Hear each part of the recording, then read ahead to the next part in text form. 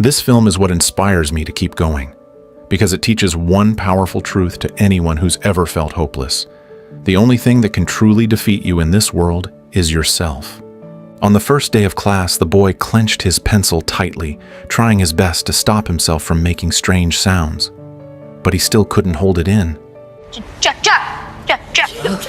The entire class burst into laughter. The teacher had had enough.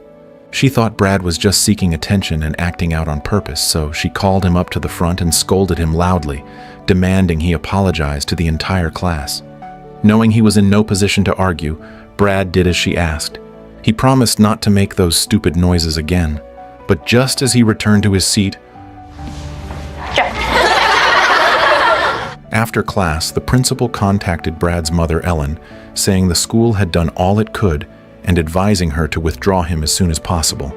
Brad cried, saying he couldn't control it, but the principal dismissed it as an excuse. It wasn't just the principal. Even Ellen's friends questioned why Brad kept barking like a dog. Helpless, Ellen took her son to see a psychologist, but the doctor believed that Brad's tics were a result of his parents' divorce and that he was just acting out to get attention.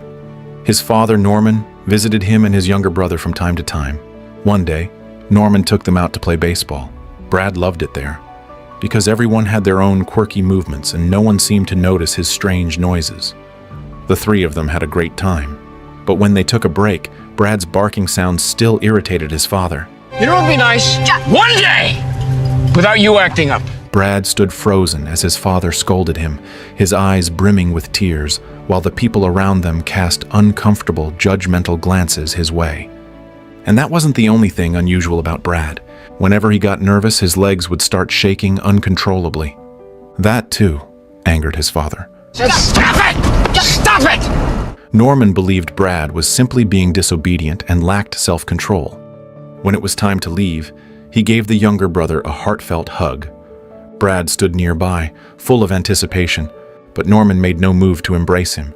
Brad had to step forward on his own and say, "I love you." Norman only patted his head briefly, then drove away.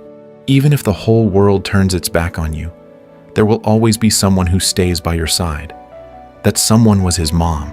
Whenever her friends insulted her son, Ellen would fire back with sharp-tongued comebacks of her own. You know, I think you might face the fact that you're a size 12. I can cut the label out if it makes you feel better. To understand the real cause of Brad's barking, Ellen went to the library and searched through countless medical books. Eventually, she came across a disorder called Tourette Syndrome. People with this condition suffer from brain signal errors, which cause uncontrollable movements and sounds. Ellen immediately took the discovery to the psychologist. The doctor admitted his misjudgment, but also delivered a crushing blow. This condition has no known cure.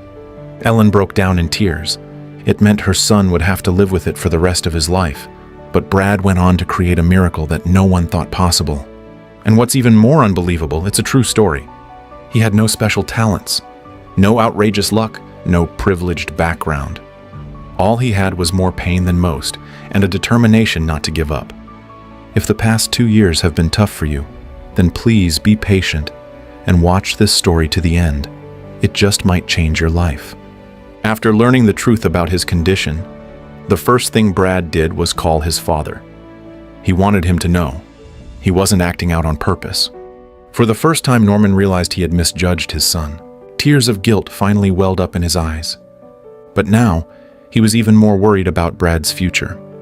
To help Brad understand the condition better, Ellen took him to a support group, hoping he could find encouragement from others who had succeeded. There, some people rolled their eyes, some twitched their faces. They all had their own tics.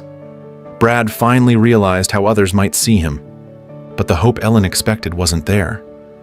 These people sat together in a circle, all complaining about how unfairly society had treated them. Some stayed home all day, others attended special needs schools. Every word seemed to carry labels of disability and defeat. Seeing this overwhelming negativity, Ellen decided to leave with her son and told him to forget everything he'd seen that night. But Brad said, "I don't want to forget this, Mom. These people let Tourette's win. I'm never going to do that." And with that spirit of defiance, Brad made it to middle school. When classmates mocked him again, he endured it in silence. To avoid distracting others in class, He even sat in the very back row, facing away from everyone, letting out his strange sounds in silence. Even then, the teacher still kicked him out of class. And just then, the principal happened to walk by. Brad braced himself for another scolding. He'd gotten used to it. But instead, the principal asked him, "Do you know what school is really for?" Brad froze. He didn't know how to answer. Then the principal invited him to the school concert that afternoon. Brad shook his head immediately. He knew his noises would ruin the performance. But the principal insisted, and Brad reluctantly showed up. As he feared, his barking sounds were more noticeable than the show itself. Everyone turned to look at him. After the performance, the principal asked, "Did anyone hear some strange noises just now?" Everyone replied, "Yes," and turned toward Brad. Embarrassed, he wished he could sink into the ground.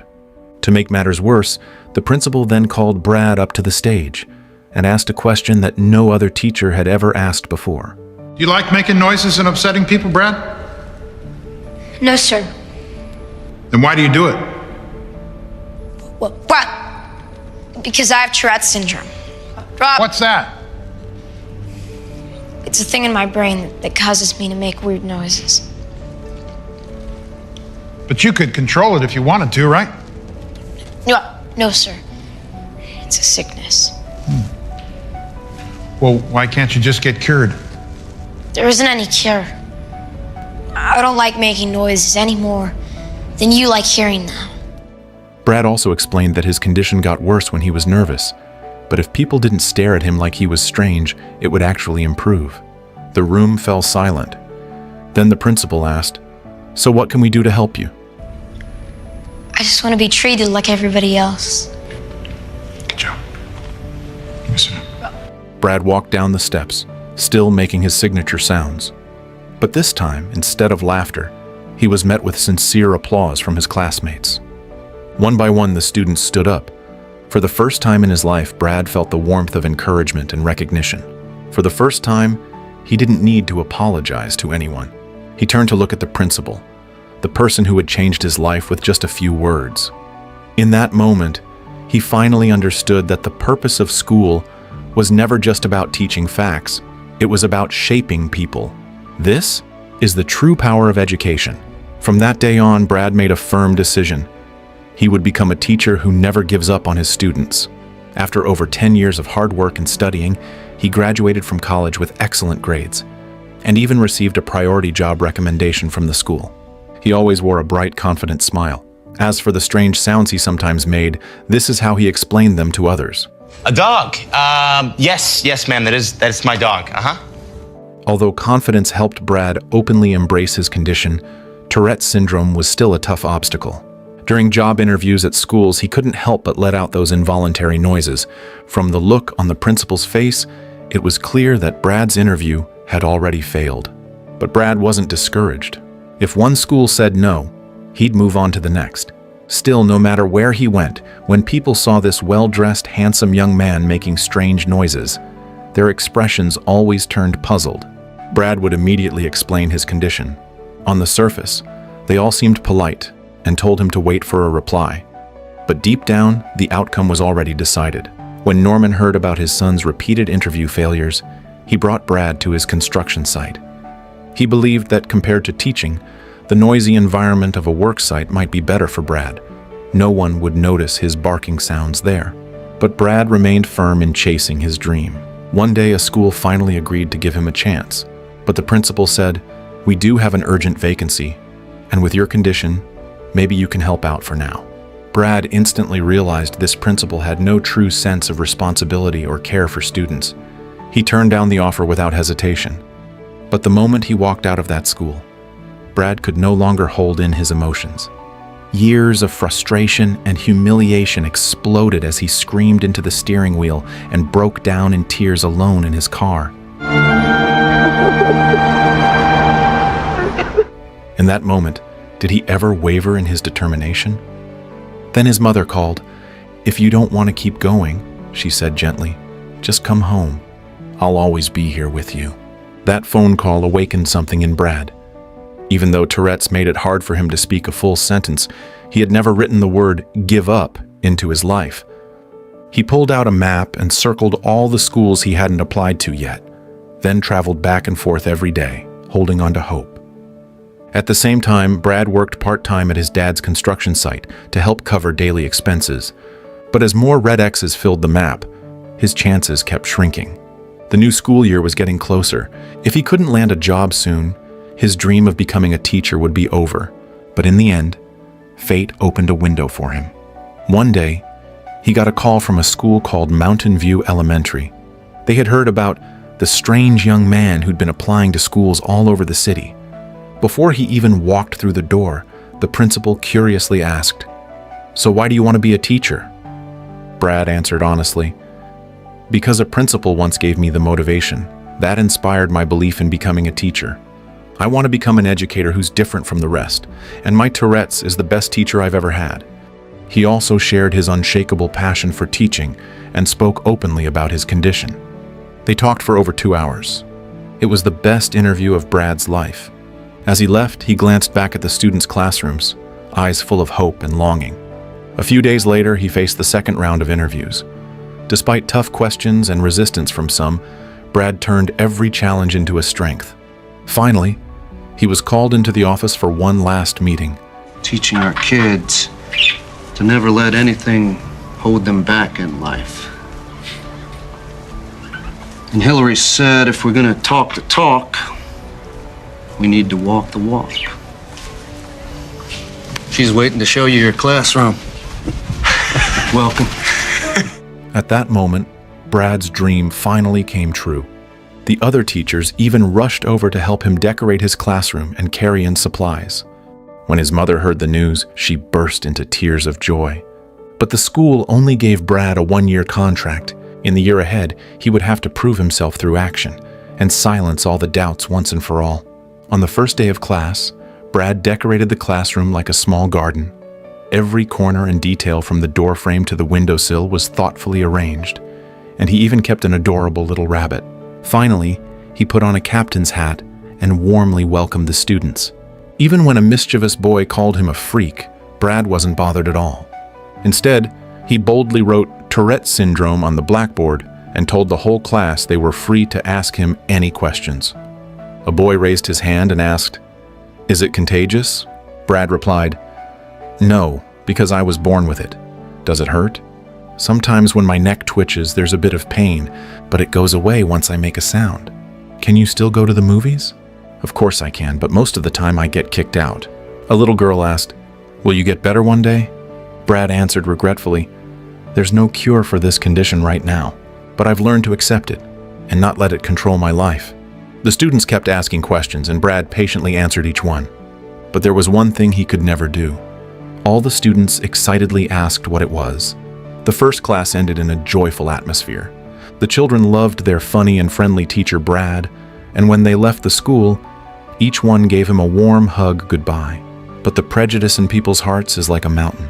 No matter how well he did, some parents still whispered in the background. The very next day, a father insisted on transferring his daughter to a different class. This was a big blow to Brad. After the transfer, the girl would quietly peek into his class through the doorway whenever he was teaching. Brad noticed and felt heartbroken, but there was nothing he could do. There was a special girl in the class named Heather. She listened attentively, always participated, and greeted Brad every day after school. But Brad began to notice Heather was losing more and more hair. Heather cheerfully explained it was because she was undergoing chemotherapy. Brad's face froze. That's when Heather's mom stepped in and quietly told Brad the truth. Heather had cancer and didn't have much time left. Her mother hadn't wanted anyone to know until she met you. And I'd be grateful if you kept our secret a little longer. I just don't want her to be singled out. Yeah. Brad held back his tears and waved goodbye to Heather with a smile. From then on, he did everything he could to care for Heather in his own quiet way.